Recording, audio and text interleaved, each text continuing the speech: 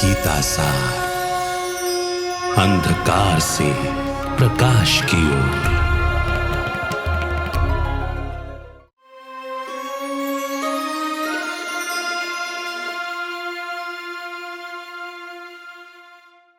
नमस्कार। अंधकार से प्रकाश की ओर सच्ची गीता सार के एक नए एपिसोड में आप सभी का स्वागत है। जब भी हम चीजों को पढ़ते हैं या सुनते आए हैं या आजकल देखते भी आए हैं, तो भी हम उन चीजों को देखते सुनते हुए भी हाँ ऐसा हुआ होगा ऐसी मान्यता लेकर आगे बढ़ जाते हैं। क्या इसके पीछे की सच्चाई है, उसके बारे में गहरा चिंतन करने का हमें कभी मौका ही नहीं मिलता। जब ऐसे मौके मिलते हैं और कोई चीज हमारी समझ से पार होती है, तो हम चलो इस बात से क्या लेना देना कह के आगे बढ़ जाते हैं। क्या इससे हमारा नुकसान नहीं होता? क्या इससे हमारी आस्था कुंठित नहीं होती? महाभारत के बारे में भी कुछ ऐसी ही चर्चाएं हैं। महाभारत में ऐसे बहुत से विचारों को हम सुनते हैं जिसे देखकर लगता है कि हाँ एक बहुत ही इंटरेस्टिंग सी कहानी है, मगर क्या ये वास्तविकता है?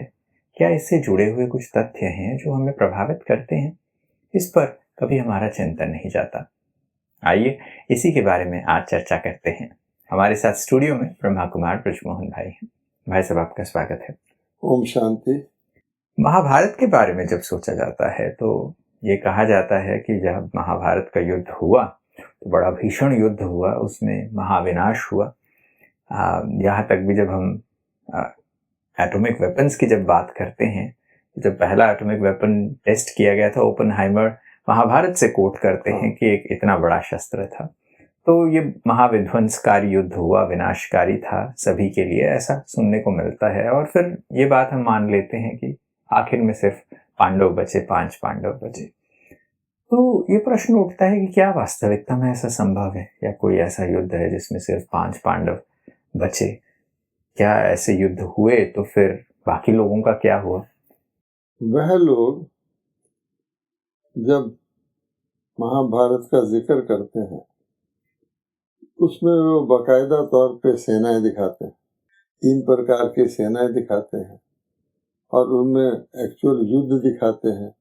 आप गीता के अंदर जो चित्र देखते हैं युद्ध का, तीर कमान दिखाते हैं, अर्जुन के हाथ में भी इसी प्रकार से दिखाते हैं।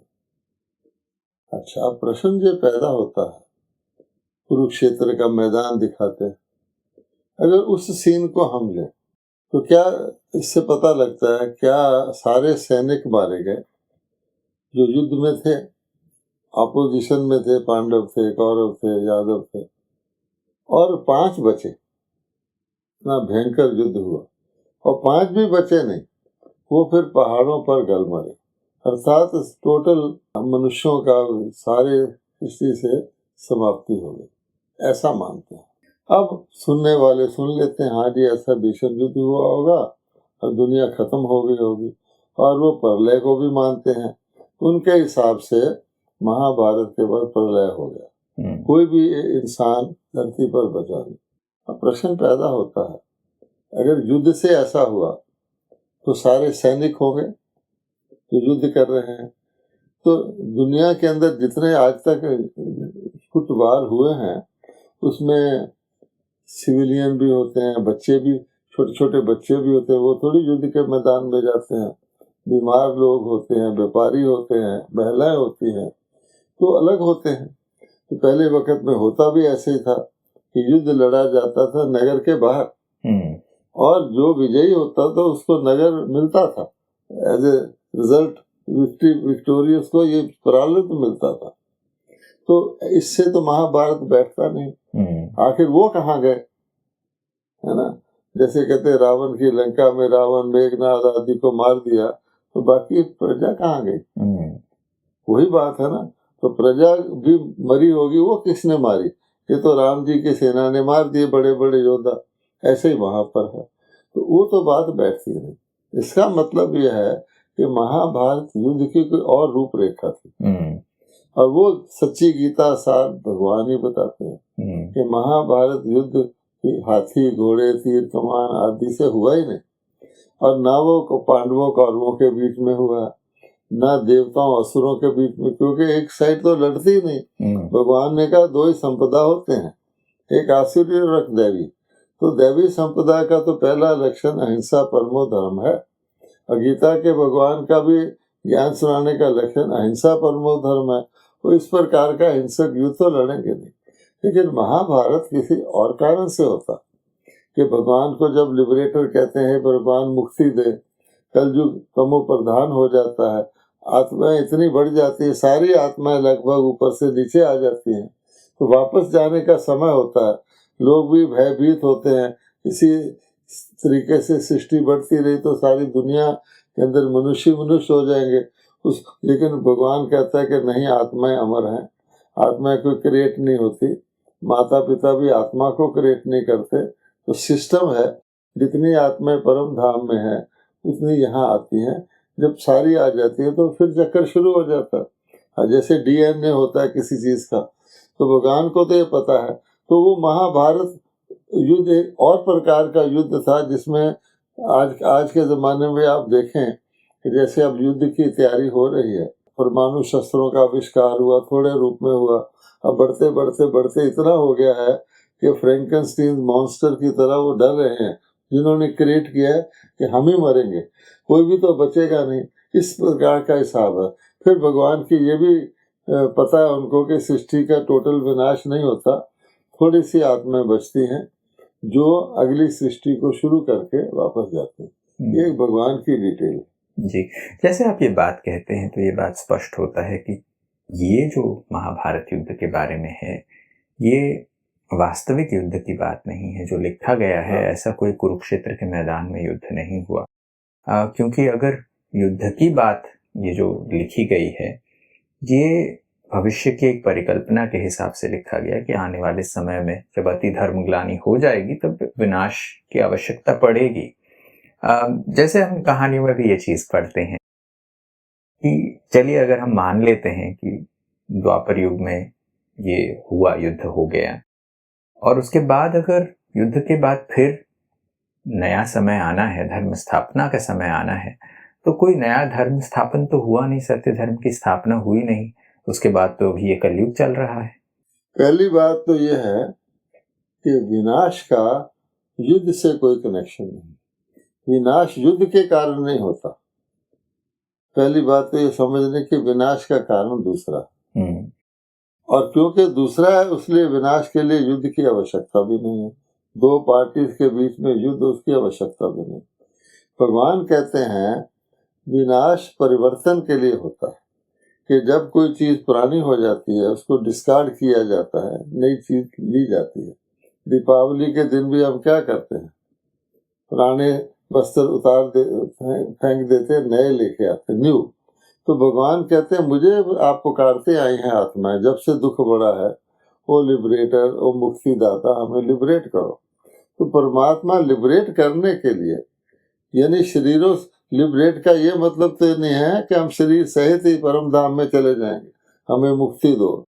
तो भगवान कहते हैं कि शरीरों से तो मुक्त होना पड़ेगा ना। उस कारण से कि जब सारी आत्माओं के वापसी का टाइम आता है, उस समय शरीरों से मुक्त होने के लिए उनके साधन बनते हैं। वो शरीर से छुड़ाने के साधन, जिसको हम मिसाइल्स कहते हैं, और शास्त्रों में मूसल लिखा हुआ है कि यादवों ने अपने पेट से मूसल निकाले, अर्थात बुद्धि से शस्त्र निकाले, जिससे विनाश हो गया।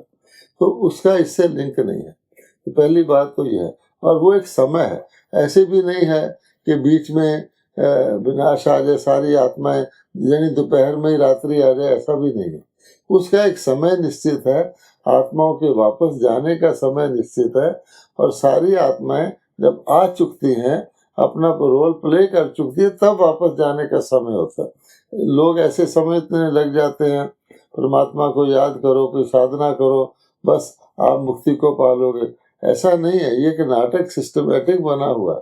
मुक्ति को पाना का मतलब क्या हुआ कि आप अपना रोल छोड़ करके चले जा रहे हैं, जबकि भगवान कहता है आत्माएं तो ऊपर से नीचे आ रही हैं, आबादी कैसे बढ़ रही है, तो वो धरती पर अपना रोल प्ले करने आ रही हैं, और आप समझते हो कि मैं बीच में अपना रोल छोड़ के वापस जाऊंगा, वहां का गेट बंद रहता है। मुक्ति का गेट एक ही समय खुलता है, और भगवान आकर के उसको खोलते हैं। तो अब ये प्रश्न उठता है, जब हम महाभारत को पढ़ते आए हैं, हमने ये सोचा कि यहाँ 2 सेनाएं 3 सेनाएं जैसे आप कह रहे हैं ये आपस में लड़ रही हैं, तो अब ये प्रश्न है कि वास्तविकता में महाभारत का युद्ध हुआ या होने वाला है? वास्तविकता में युद्ध किसके साथ लड़ा गया, कौन किसके साथ लड़ रहा है? जो मान्यता चली आ रही है, जिसको हम कहते हैं अयथार्थ मान्यता, उसमें द्वापर के अंत में दिखाया गया ये आबादी खत्म हो गई, मनुष्य आत्मा चले गए। अब उसमें प्रश्न उठता है, तो 2 प्रकार के थे, एक तो पांडव थे जिन्होंने भगवान से ज्ञान लिया, और दूसरे थे जिन्होंने नहीं लिया। वापस तो सब जाते हैं, कहा जाता है राम गयो रावण गयो जाके बहु परिवार, सारे के सारे जाते हैं। और जाकर उनकी गति क्या, कहाँ पहुंचे? जो भगवान को नहीं मानते थे, अपोजिशन करते थे, उनको भी लिबरेशन मिला, वो कहाँ पहुंचे? और जिन्होंने भगवान से गीता ज्ञान धारण किया, वो कहाँ पहुंचे? तो वो तो है ही नहीं, क्योंकि द्वापर के बाद तो कलयुग आ जाता है। अच्छा, अगर सारे ही खत्म हो गए थे, आत्मा निकल, तो कलयुग में आबादी तो है, कलयुग की आबादी बल्कि द्वापर से ज्यादा है और धीरे धीरे बढ़ती जा रही है। तो वो फिर यहाँ कैसे रहे? अगर महाभारत से सब लिबरेट हो गए थे, सब शरीरों से मुक्त हो गए थे और पांडव भी गल मरे थे, तो फिर कलयुग की आबादी कहाँ से आई? वो तो बहुत ज्यादा और बढ़ रही है। इससे पता लगता है कि वो जो काम हुआ है लिबरेशन का, वो द्वापर में नहीं हुआ, वो कलयुग के अंत में हुआ। पहली बात तो इसमें जानने की है। फिर है उनकी गति, कि आत्मा शरीरों से तो मुक्त हो गई। तो कहा जाता है दुर्गति से भगवान, जब हम कहते हैं मेरी गति सदगति करो, तो प्रेजेंट पोजीशन क्या हुई? दुर्गति की हुई ना, कि हमें दुर्गति से सदगति की ओर ले जाओ। दुर्गति तो सबकी बनी हुई है, आज सब लोग जानते हैं। किसी को भी आप, जिसको आप टॉप पर गिनते हैं, वो भी लाइफ लॉन्ग के लिए कोई राजा नहीं बनता। 5 साल के बाद उनका री इलेक्शन होता है, ठीक है। तो हारा हुआ एक स्थिति वाला व्यक्ति, जिसने हाईएस्ट पोजीशन पाई हो, जब वो उससे नीचे उतर जाता है, उसको कैसा महसूस होता होगा आप जान सकते हैं। इसलिए भगवान कहते हैं कि मैं एक मुक्ति देता हूँ, अर्थात दुखों से, अशांति से, कलह से, क्लेश से, तमो प्रधानता से मुक्त कर देता हूँ। और जिन्होंने गीता ज्ञान लिया, उनकी मैं सदगति करता हूँ। वो हो गई गति। सदगति का अर्थात कलयुग के बाद जो सतयुग आता है, उसमें उनको देवता रूप से वो जन्म लेते हैं। अब प्रश्न ये है कि देवता तो थोड़े हैं और कलयुगी अंत में मनुष्य ज्यादा है, बाकी कहाँ गए? तो वो उनको लिबरेट करके परम धाम ले जाता है। और हमारे देश में इसका भी सिंबलिज्म है। हमारे देश में क्या कहते हैं, जब कोई शरीर छोड़ता है तो 2 बातें कहते हैं, या तो कहते हैं परलोक सुधार गया, या कहते हैं स्वर्गवास हो गया। लेकिन वो दोनों को सिनोनिमस यूज करते, वो ये नहीं समझते कि परलोक कोई अलग चीज है, स्वर्ग कोई अलग चीज है। परलोक सुधारने के लिए और तरह की क्वालिफिकेशन है, स्वर्ग में जाने के लिए और तरह की। परलोक सुधारने के लिए आपको कोई एफर्ट नहीं करना पड़ता, कुछ नहीं करना पड़ता, वो ऑटोमेटिक प्रोसेस है। केवल जो आत्मा इम्प्योर होती है, उसको जैसे यहाँ क्वारंटाइन में रखते हैं, उसको परमात्मा प्योरीफाई करवाते हैं, क्योंकि प्योर आई थी, इम्प्योरिटी को उसको यही छोड़ना है। इम्प्योरिटी आत्मा में होती है। तो सूक्ष्म लोक में जब आत्मा शरीर यहाँ छोड़ देती है, उसको प्योरीफाई किया जाता है, जिसको हम लोग साधारण भाषा में धर्म राजपुरी कहते हैं। वहाँ सजाएं मिलती हैं, प्योरिफिकेशन प्रोसेस है, वो परलोक जाती हैं। और जिन्होंने ज्ञान लिया हुआ, जिन्होंने अपने विकर्मों को गीता के भगवान के योग के द्वारा स्वयं भस्म कर लिया है, वो फिर जो नेक्स्ट सतयुग आता है उसमें जन्म लेती है।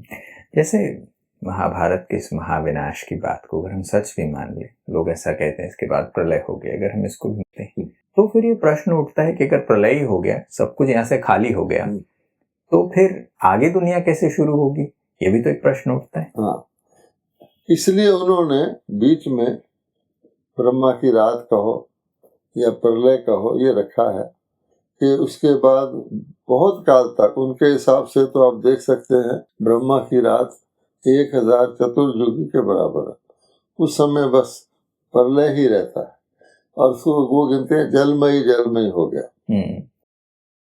फिर वो तरीका तो बनाना है ये नई दुनिया रचने का, तो फिर क्या दिखाते हैं कि सागर के अंदर पीपल के पत्ते पर श्री कृष्ण आए हैं, ऊपर आए हैं।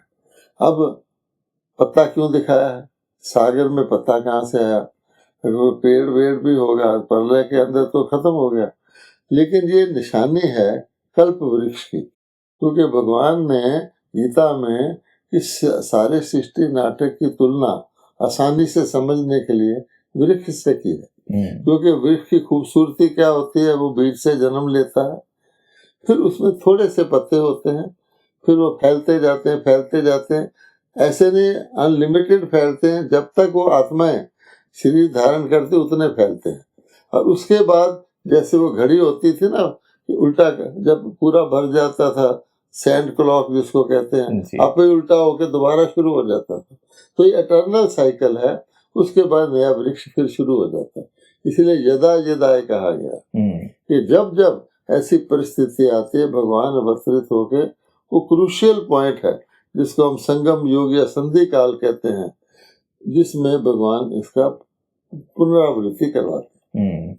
यानी प्रलय वास्तविकता में होती नहीं है, उसके यादगार के रूप में हमने ये चीजें लिखी हैं कि पुराने वृक्ष से ही फिर नए वृक्ष की उत्पत्ति होती है, जिसके यादगार में हम ये पत्ते को दिखाते हैं जिस पर श्री कृष्ण तैरते हुए आते हैं, पहला पत्ता।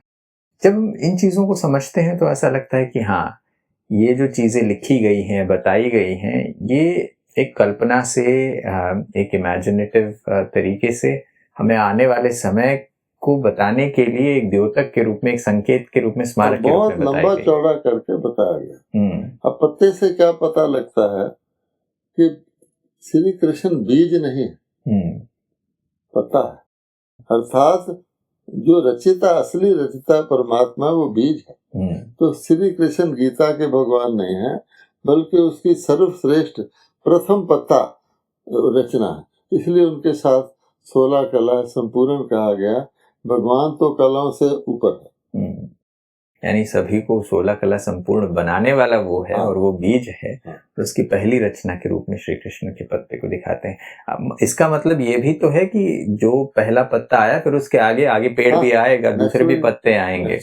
ऐसा नहीं कि श्री कृष्ण अकेले आए, फिर उसके साथ पूरी सृष्टि आगे बढ़ती दिखाई गई। और उससे देखिए कि श्री कृष्ण के आने का समय बदल गया। एक तरफ वो कहते हैं द्वापर युग में आए, और ऐसे कंस की जेल थी, उसके अंदर उनका जन्म हुआ शारीरिक, और दूसरी तरफ कहते हैं कि पीपल के पत्ते पर सागर में तैरते हुए आए। तो कितना फर्क हो गया। वो सतयुग का प्रतीक है और वो द्वापर का प्रतीक है। तो देवता द्वापर में नहीं आते, देवता सतयुग में आते हैं, और सर्वश्रेष्ठ देवता प्रथम पत्ते के रूप में आते हैं। ये सारी बात वो खुद ही कहते हैं। और यहाँ तक कहते हैं श्री कृष्ण गोविंद हरे मुरारे, हे नाथ नारायण वासुदेवा। ये श्री कृष्ण ही स्वयंवर के बाद, ताजपोशी के बाद नारायण बनते हैं, और यूं भी लोग श्री कृष्ण को विष्णु का अवतार मानते हैं। अब देखिए, विष्णु का अवतार, विष्णु चतुर्भुज है। चतुर्भुज मीन्स उसके 4 भुजाएं प्रवृत्ति मार्ग का प्रतीक है। यानी श्री नारायण और श्री लक्ष्मी 2 रूपों में वो आते हैं। बचपन में राधे कृष्ण होते हैं।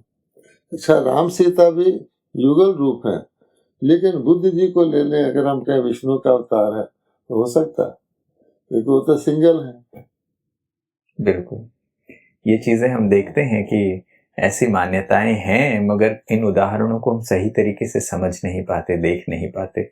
जैसे महाभारत के बाद आने वाले परिवर्तन की बात जब की जाती है, तो उस चीज को भी हम सही तरीके से नहीं समझते, मगर उसको भी हम सिर्फ उसके फेस वैल्यू पे उन चीजों को समझते हैं। एक आखिरी चीज मैं ये पूछना चाहूंगा, जब हम इन चीजों को ऐसे समझते हैं, इसको सही तरीके से समझने की आवश्यकता क्यों है? क्योंकि बहुत बार हम इन चीजों पर प्रश्न नहीं उठाते और ये समझते हैं कि अब पूछे भी तो इसे किससे पूछा जाए, कौन इस चीज का सही जवाब दे सकता है?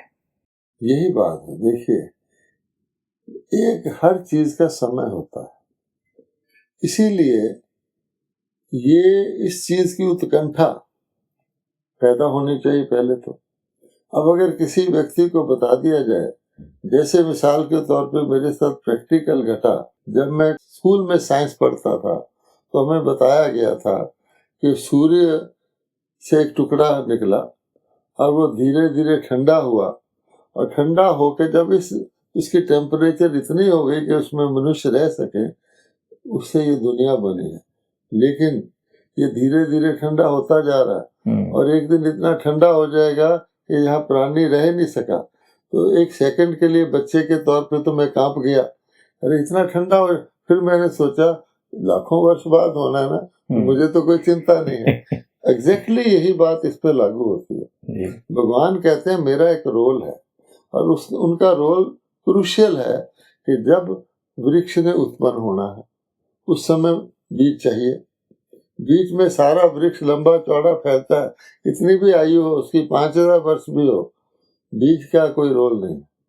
लेकिन जब वृक्ष सूख जाता है उस समय देखिए बीज निकलता है ताकि नया वृक्ष पैदा हो सके।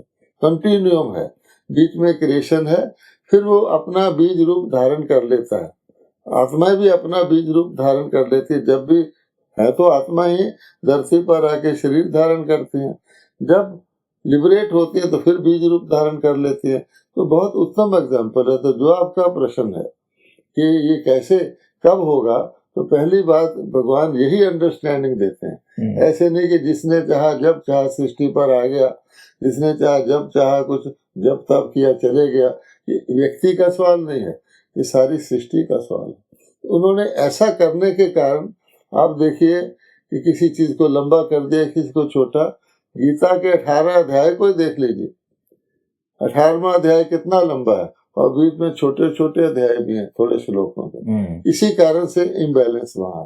नॉर्मली आप किसी ह्यूमन बीइंग की लिखी बुक में भी देखेंगे, उसमें चैप्टर्स होते हैं तो लगभग उनकी सेम लेंथ होती है जी, तब वो चैप्टर बनता है। लेकिन गीता में आप देख लीजिए कई चैप्टर बहुत छोटे हैं, इसी कारण से कि उन्होंने बैलेंस नहीं रखा।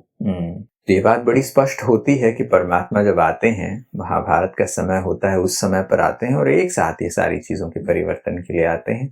और मनुष्य अपनी उत्कंठावश, क्यूरियोसिटीवश इन चीजों पर चिंतन करना भी चाहते हैं, तो भी उस समय के लिए इंतजार करना पड़ता है जब परमात्मा को स्वयं आना पड़ता है और परमात्मा आकर फिर वही ज्ञान देते हैं। आज समय को देखते हुए हमें भी यहीं पर बातचीत को विराम लेना पड़ेगा। आप आए इसके लिए बहुत बहुत शुक्रिया आपका। नमस्कार। ओम शांति। दोस्तों, अंधकार से प्रकाश की ओर सच्ची गीता सार में आज हमने इस बात को समझा कि महाभारत का वास्तविक युद्ध कब होना है, इस युद्ध का मतलब क्या है, परमात्मा कब आते हैं और कब फिर से नई सृष्टि की स्थापना के लिए प्रयास करते हैं। आज के इस एपिसोड में बस इतना ही, फिर अगली कड़ियों में मुलाकात होती रहेगी। तब तक के लिए नमस्कार।